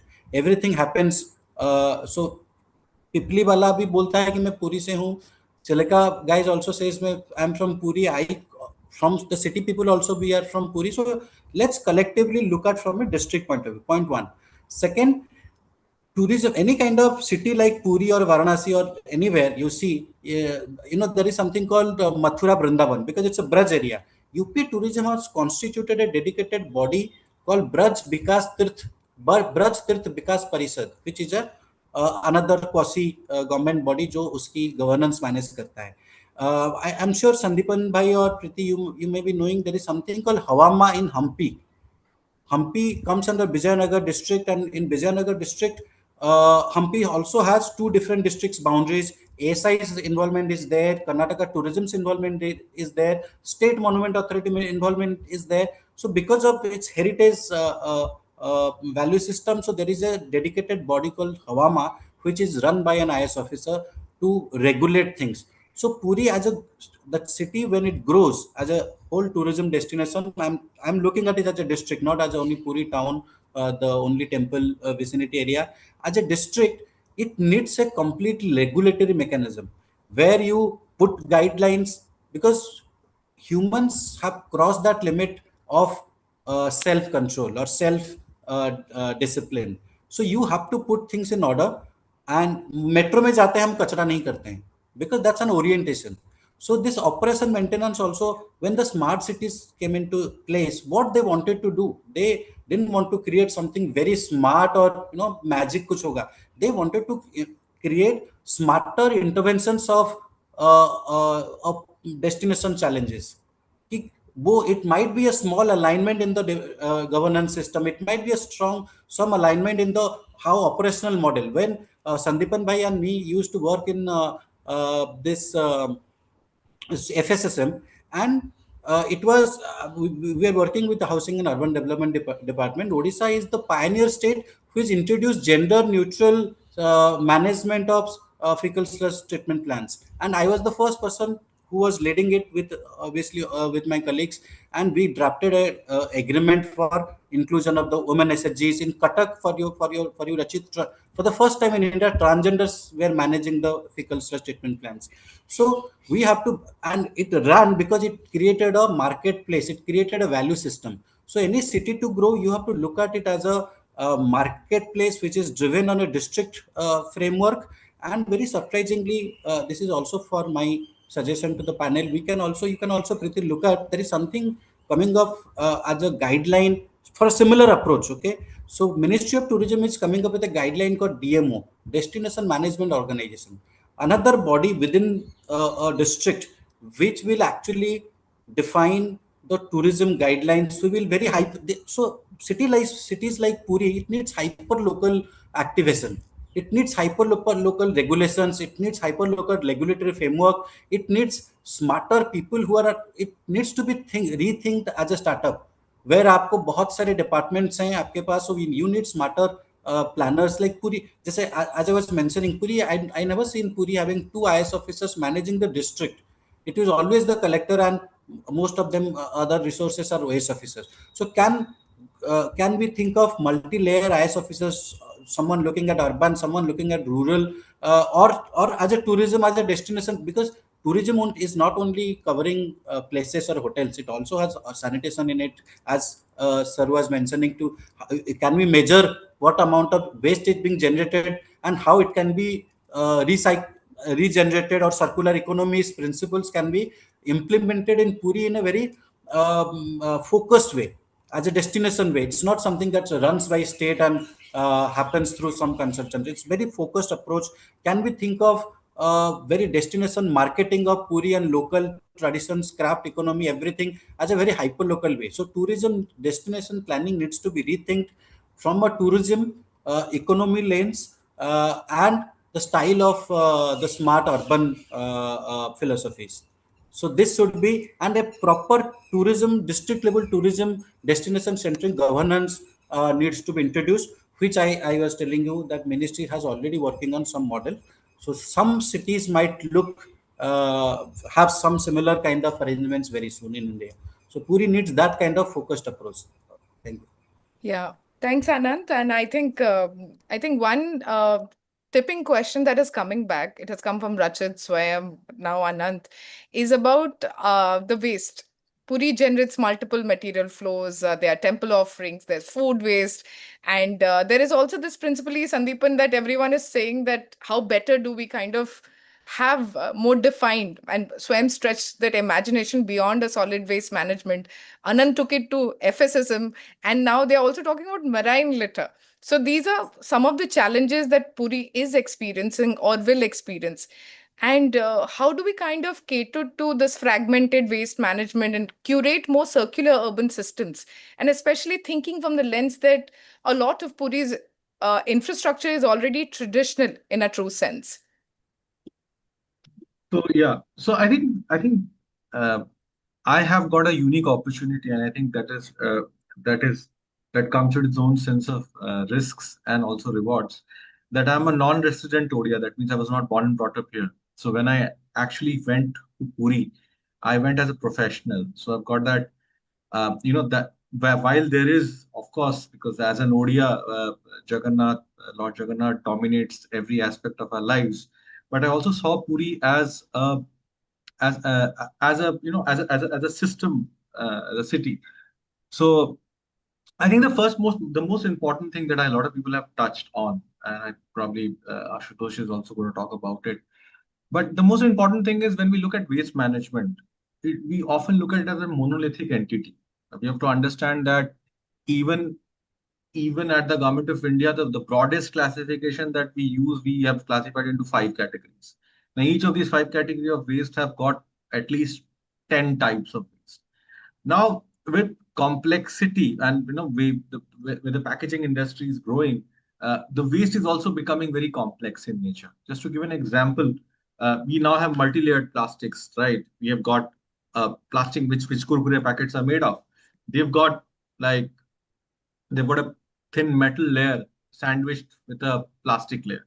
We've got Tetra packs where most of our milk is coming on. Earlier, we used to have this Doodhwala who would come and give a can, but now it is coming on Tetra Pak. Tetra Pak has the name itself says multiple layered. So the waste has become very complex. The waste has become very diversified. The first important thing is to define, I would say, and if we had to take a very system-centric approach, is to define the boundary of the system. Like Puri is a district, Puri is a city. Uh, how do we, if we look at waste management, because waste management also does not typically follow the boundary of urban and non-urban. There is urban, there is peri-urban, there is rural. Puri, again, because of the nature of how the city has grown and the history, the boundaries are a little blurred. But somewhere down the line, if we have to really look at a problem, we'll have to look at it from a very, what are the system boundaries? So once we set up a boundary, I think the next important step would be to get the data part.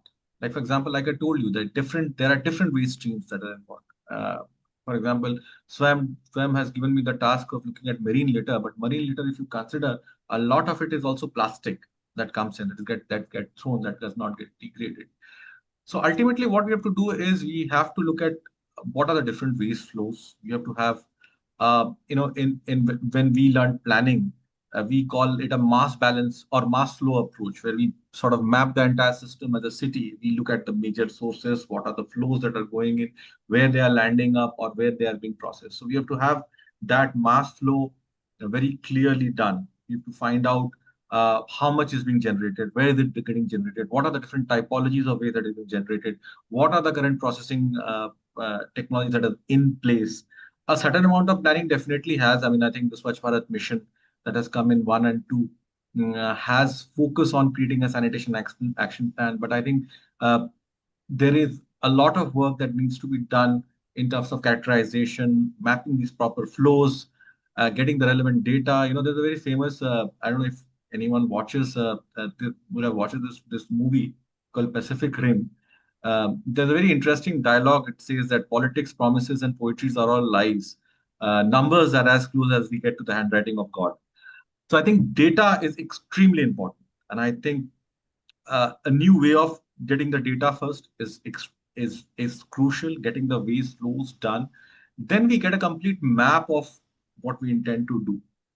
The second thing is I've heard a lot of people talk about population coming in, population. See, when we do planning for waste management, I mean, at least for what I've learned and delivered, we often have, whenever we are doing, whenever we design a certain sort of system and the carrying capacity of the system, in some of the cities, we make an assumption on floating population, right? What is going to be the floating population? What are going to be the places where the waste is going to be up and down? I think apart from the day-to-day, so already a certain amount of floating population is taken into account when you do this planning. However, in Puri's case, because there can be huge surge, what Rachit was pointing out, a huge surge of people coming in a short while. I think it's important that while we have our standard waste management template, we also need to have a plan for specific events that look at the additional surge of population that needs to be factored in. We have to go with assumptions. That's where the data comes in. If we've got historic data that we can crunch in, we can really look at, or at least minimize the surge. Because see, at the end of the day, we have to also see, no matter which system we design, we can only minimize the level of uncertainty. We can never know if there's an act of God event or there's some event. But with the proper data, with the proper system, we can, of course, look at how do we design a system which is able to handle these shocks or surges in the best possible way, with the minimum amount of uncertainty. So that's the first part. The second part I think I would like to focus on is there's a lot of discussion that I've seen on institutions. Puri, of course, like many other temple towns, has a municipal corporation now, which, by the way, just for everyone's information, Puri now has 2 IS officers. The Puri Municipal Corporation, Puri recently became a municipal corporation from a municipality. There are now 2 IS officers in the district. There are actually 3 IS officers in Puri, including the additional chief secretary who's looking after the Sri Jagannath Trust Authority. So there are 3 IS officers in Puri right now. However, that does not really solve the entire problem. Having people there may not may partially solve the problem. The idea is, what do you do with a city which has got different government entities with different mandates, with different jurisdictions? Uh, One way of looking at it is, do you add another administrative layer? You sort of create what Anant was referring to, create an authority, create this. Do you go with that approach? Now, when you go with that approach, please bear in mind that that also has had mixed reactions, where in some cases it has really helped in getting things together. In some cases, it has literally created another administrative layer which was added to the mix. For example, that's why, and whenever we look at urban governance, you have a city like Mumbai, which has a single large mega municipal corporation. And then you also have cities like Calcutta, which is where you have got multiple corporations managing a single city. So the approach again is literally mixed. And it again depends on how the dynamics of the city. So rather than like looking for one approach, we really need to go back to the drawing board and see what real approach works in a setup like Puri. Because Puri is again unique in its own challenges. But of course, having said that, there is definitely a need for convergence across these departments. We need to find out whether we can have more multi-stakeholder committees. We can have systems where these people can talk to each other, whether it is form of a formalized authority that brings people from different departments, or it's a committee, or any form. I think the institutions, while we can agree on the different forms of institutional structure, but it is definitely important that they need to talk to each other. They cannot be isolated systems that are working in, because then you don't want to have a situation where someone says that this waste is not mine, this waste is their waste. So that will happen, but that generally happens. You have to get it together. The third thing I must also say again is that waste management is also a livelihood opportunity, by the way. I mean, if you are able to set up a waste management, it is ultimately, however, mechanization that you do, it is also an employment opportunity for people. And not only when I say employment, it is also also an entrepreneurial opportunity. For example, I was telling you that today the approach is take all the wet waste as such and just compost it. But if you were to do a sort of typology-wide analysis, we might realize that the flower waste might get us more value or revenue by making incense sting out of it rather than just putting it into compost. So I think waste management, if done properly, if done at an institutional level, convergence of department can also be an opportunity where a lot of people can get involved. People who are dealing with the data. I mean, it's a great opportunity at the planning stage that people who are handling data, building data systems, it's an employment opportunity for them. People who develop infrastructure, it is an opportunity for them. They can develop infrastructure, run the infrastructure.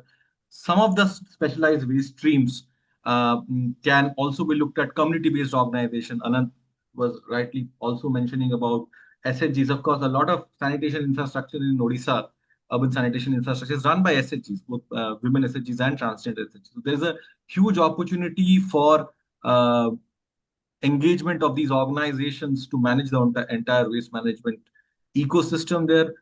There is also another great opportunity. We have a fledgling network of startups that are coming, innovative startups that are coming. Aurassure is one of them. I think we are at a great, there's a saying in a Brazilian movie that, the greatest time for innovation is a crisis, right? A crisis is the greatest time for innovation. So I think with our emerging state, we are a young state. We are, again, we are growing very fast in terms of per capita income and skills. So I think it's also a great opportunity on how do we engage startups, social enterprises in solving this problem. The idea is to sort of anchor this together, and going back to my second point, how do we bring it together? The idea is it can take in different forms. It it can be a different model. That again can be debated, discussed, and weighed. But the idea is to bring everything together and look at it from a combined management model, then as a purely infrastructure based project or an activity based project or a project focus. See, the most of the challenges that I've seen in these is either we are very infrastructure heavy, or we are very activity oriented.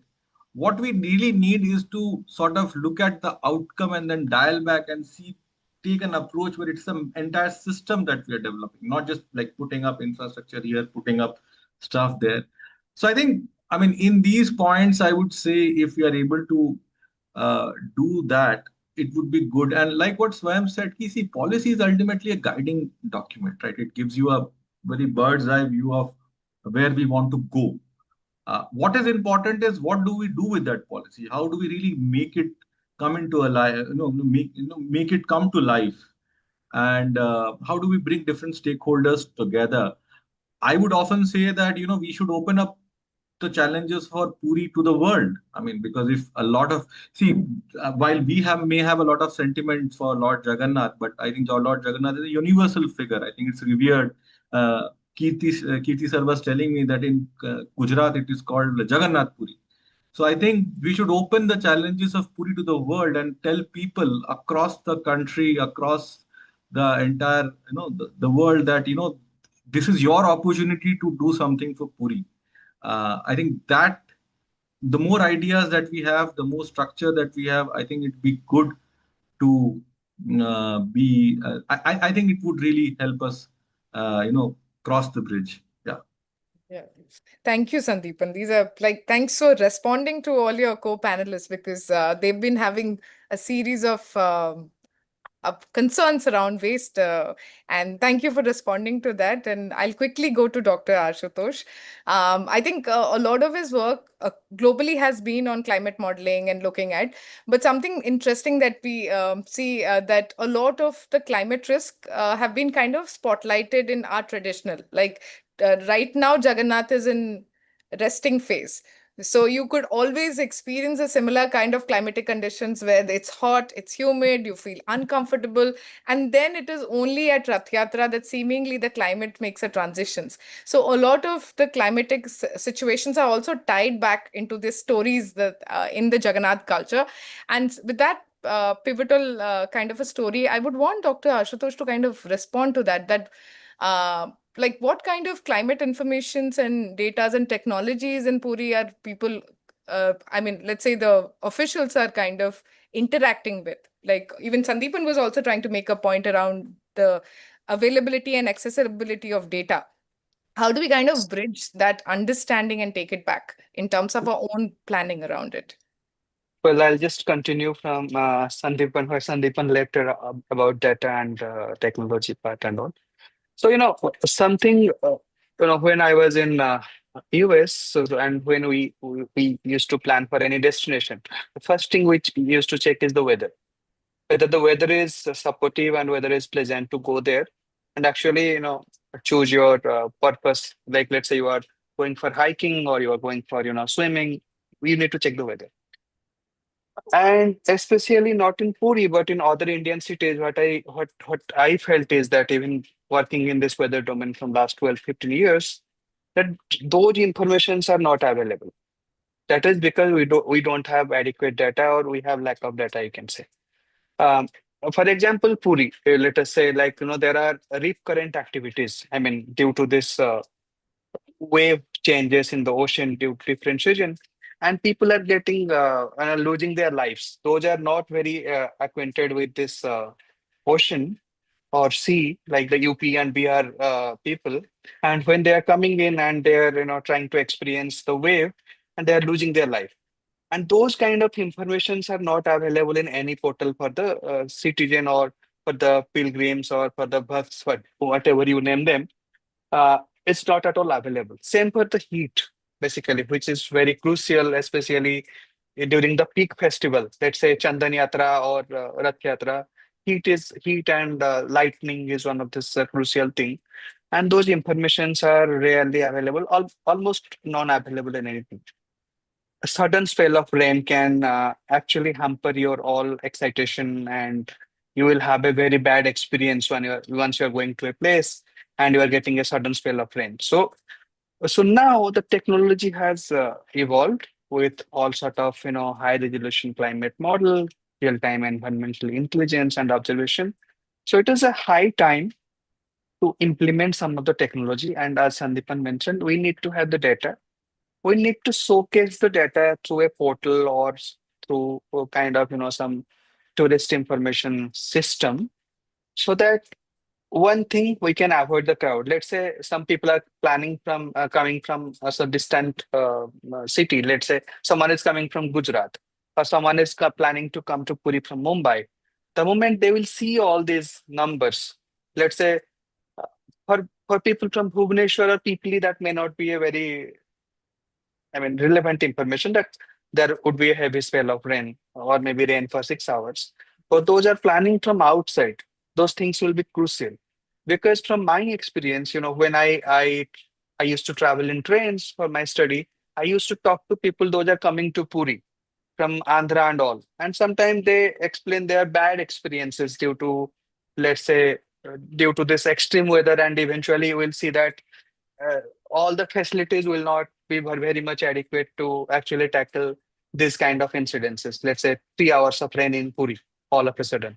Then, so those kind of data we need to gather using all sort of climate modeling and low cost sensor network we can plan for cities like Puri.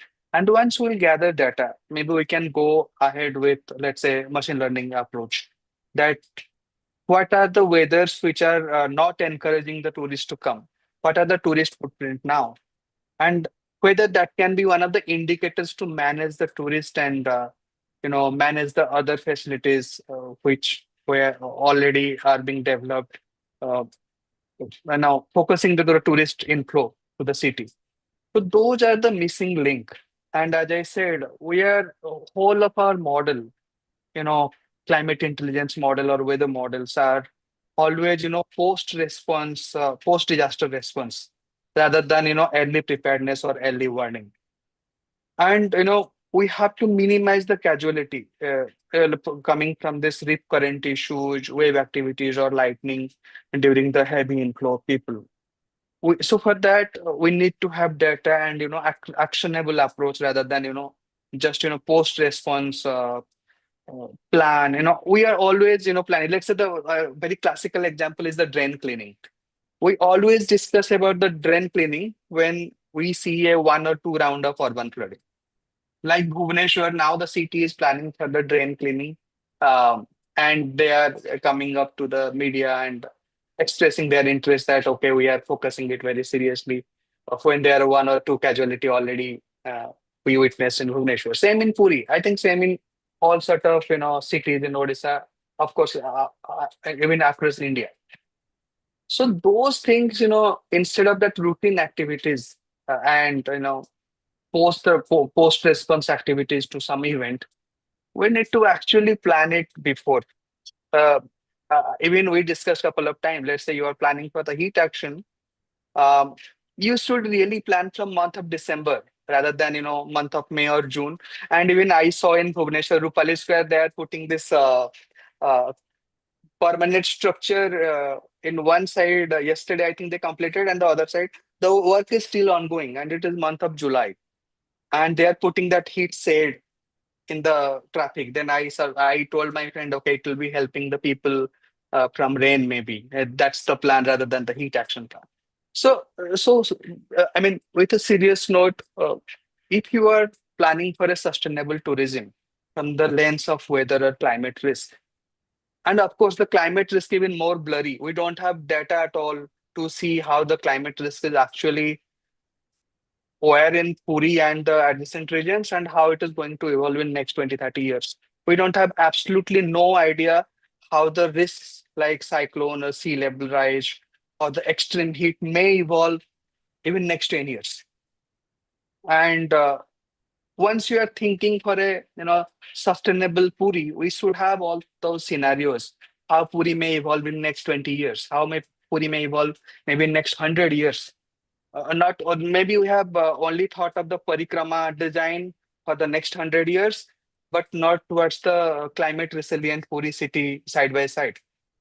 So there we need the data, there we need the analytics, and there we need maybe agreement and disagreement together.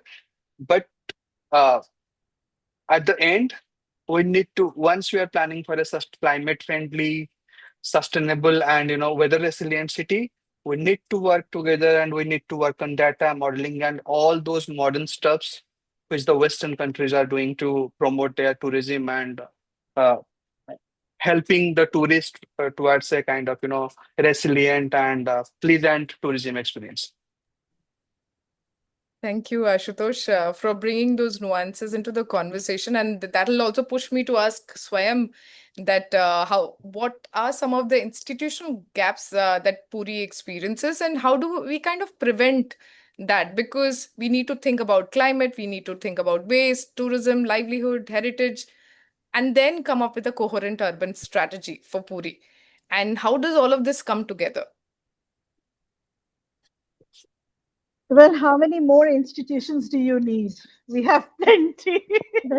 With 3 IAS officers sitting there, I think institutions की कमी नहीं है, We are very fond of creating new institutions, creating new governance structures, models, layers, levels. We do all of it, but we don't talk to each other. Right? Sab bana lenge, we create it all, but we don't talk. And that is the most important thing. When you don't talk, how do you intend to have an integrated, holistic approach? And urban planning is not about just water or waste in isolation. It's a combination, right? Health, we forget health. Health, when we talk about water, we need to talk about health. When you talk about cyclones, insistent rains, flooding, we don't talk health. But let's talk health, the way we talk livelihoods. That's going to be impacted by erratic climate change. So it's going to be our health, our food systems, our water security, right? So where are we? We are nowhere. Unfortunately, with all the institutions, everything operating at its lowest optimum self, we are actually going to have to fight it out at a higher level, because we are all institutionalized and we are all siloed. We don't share data. We don't share, we have committees, but how much information do we share in committees? Only to what you need to know, right? We also lack capacities within institutions, which nobody talks about.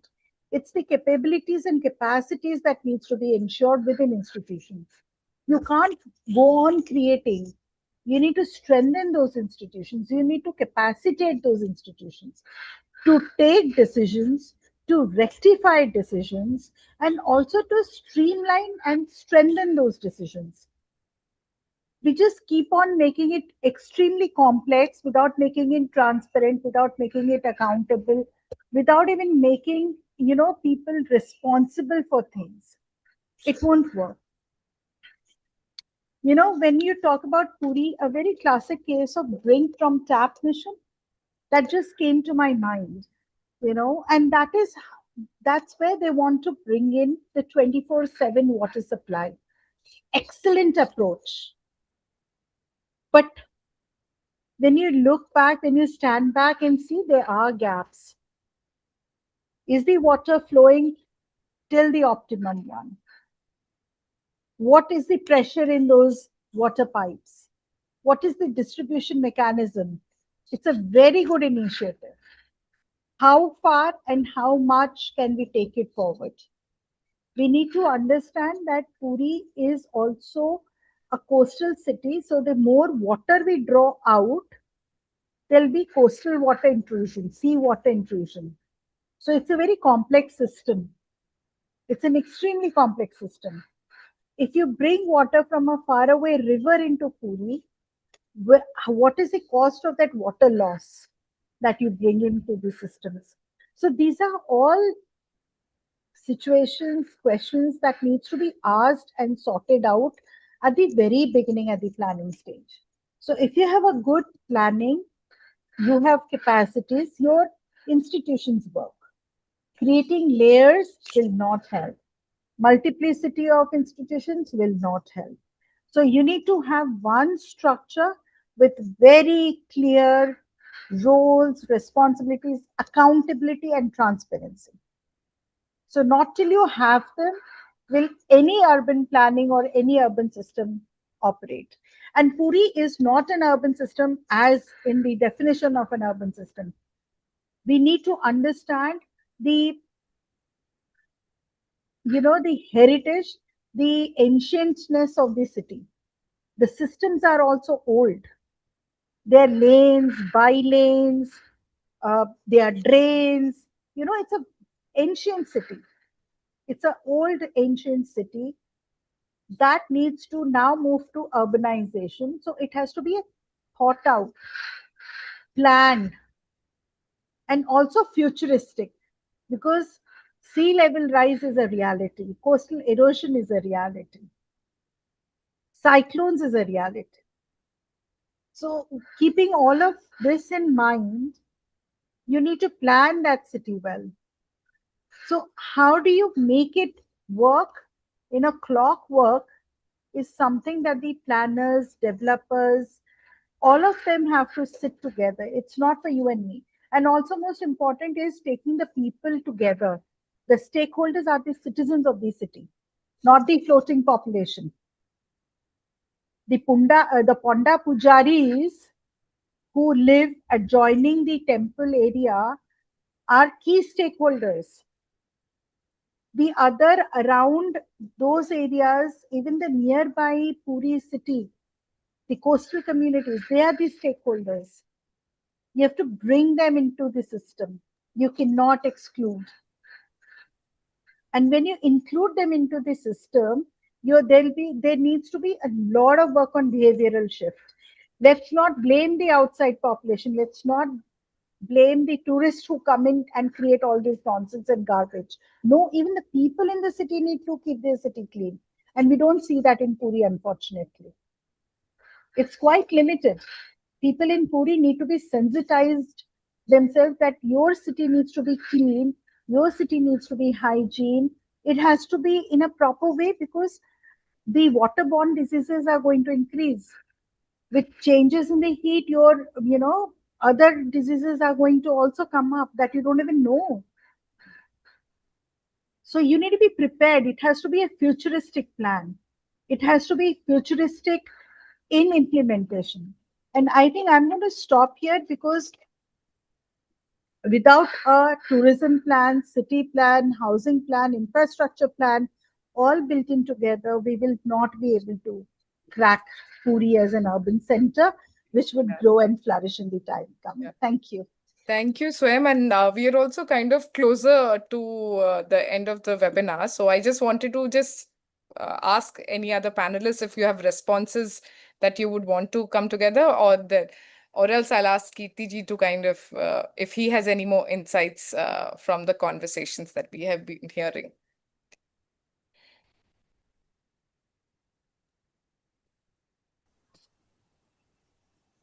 And I also see that some of the questions in the chat box have been addressed by the panelists by the virtue of the conversation. So I'm not spotlighting any particular question. Okay, just a very little response. I have picked up some things that Sandipan bhai was saying and Swayamprabha ma'am was saying. Then my other co-panelist he was mentioning. So absolutely, one thing is like very simple problem of urban flooding. So Puri mein anytime if it rains heavily, Puri the main chalk, the medical square chalk, it gets flooded. One of the reason is very behavioral change reason, which comes through all the drainages that you see in Puri. Most of them will be filled with plastic pouch and kind of whatever people normal kirana stores. So a very simple thing that the drainage system is designed for uh, storm water, for the rains, okay, and sewage line is designed for the sewage of the city. So this basic information, basic knowledge, which also impacts in the behavior of the residents, behavior of the who are floating crowd, is something. So some efforts needs to be given on the behavior side, and maybe some regulatory framework. Some there are so there is my co-panelist, he was mentioning about systems. Sandipan bhai was mentioning about the geographical boundary. So this is again a challenge that we have seen in multiple cities. Just I was mentioning about Havama, like municipalities has a definite geographical boundary. PKDA has a definite geographical boundary. Puri is the entry and exit. So Puri is only city, perhaps you'd see that it doesn't, the railway doesn't passes through, the train doesn't passes through because it ends in Puri. So it has some sort of peculiarity in its geography itself. So definitely the need, as Sandipan was mentioning, there are now more than one IS officer. So I actually believe, so before I started working in governance systems, I have actually seen some good bureaucrats, I've actually seen some good leadership changing the perspective or changing the design of a particular destination. I got an opportunity to interact with the IS officer, Mr. Manish, who was the brain behind Indore and Ujjain's transformation, the sanitation transformation. So we have seen in different phases, different leadership has changed the way we see Bhubaneswar as an urban destination. So leadership is very key. And it comes to, when it comes to again what kind of organizational setup and what kind of interventions we look at everything which comes under a district governance system. So within district governance system, we have to, ma'am was mentioning about policy. The next step of policy is SOPs and guidelines. You have to make people follow with certain principles which needs to be imbibed with their behavior. हम mountain में जाते हैं, हम बहुत कचरा कम करते हैं क्योंकि एक साइकोलॉजी है जो सोशल मीडिया के थ्रू हो या कोई भी whatever means. So we have to create destination narrative. We have to create a very strong messaging system with the audience. The authorities should be communicating with the audience, with the locals, which Bhubaneswar smart city to a great extent through eventful ways could be able to do that. So there has to be a proper governance system where things are faster. Single window systems are in place. In Puri, a lot of people have issues of legal issues with land. Can there be effort to and that's actually restricts a lot of people from venturing into a lot of things. So I am still bouncing for a robust governance system within the district framework, which very focusedly worked on growth of Puri, not limiting it to the limited city of 5-7 kilometers radius, but expanding it to a complete larger geography of Puri district with a urban thought. It may be under PKDA, it may be under Puri municipality, or maybe under Puri district administration, but which looks at because resilience is there in Puri. We face so much of Astaranga people and everything. So the kind of knowledge system, living knowledge system, someone was mentioning in the first session, Puri, that living knowledge system we have to activate, and that can be possible with a very strong, but very care giver governance system. Yeah. Thank you, Anant. And I see 2 or 3 questions have come up, and we'll see how we respond to that. But Kirti ji, any closing thoughts you have? Can you see me? I think I can't see myself. No, it's a bit hazy. Can you hear me? Yeah, we can hear you. Hello? Yeah, Kirti ji, we can hear you. Hello? Oh. Hello? We can hear you. Hello? Yes. Can you hear me? Yes. Okay. No, I think very much. I essentially wanted to kind of very rich dialogue and very interesting in the sense that, as a matter of fact, Preeti ji, when I saw first saw the list of people in the background, I was a bit concerned in terms of how would this go. A waste specialist, a food specialist, a climate specialist. And I think, it has been revelation. It's been absolutely wonderful. I think the way it has come from those perspectives. So that's the first thing. Second thing is this, that I also like this all Oria panel. And I think because of that, I think the huge amount of depth and feeling and understanding of the city has come through. Everyone I've heard essentially has talked not as an expert, but as someone who feels very strongly about the city, what should be done with it, how should it be planned and developed and changed, sort of a thing. And that's been simply wonderful. Another small little kind of comment, Preeti, you would like to add is this, that because all of them are Oria, and all of them essentially know the place so well that no one is bothered to give us any statistics about the city at all. Like, say, for instance, I don't know what at the end of the webinar, how big is Puri? Not that I can't really go back to, I think, Google and find out, but I thought it was absolutely wonderful. I think, if it came from people, when we're talking about floating population, what are the numbers? Because, we are familiar with numbers, in Kumbh, and those number itself is its own system, its own responses. So I didn't know, I think, understand what are the kind of numbers involved in terms of Puri. And my last point is, I'm very interested in talking to some of you personally. The reason is this, that Ahmedabad has a walled city and Ahmedabad has a heritage city. And it's almost about 9 years. And a lot remains to be done in terms of that city. Ahmedabad itself is very big, but the walled city is relatively smaller and has enormously complex challenges.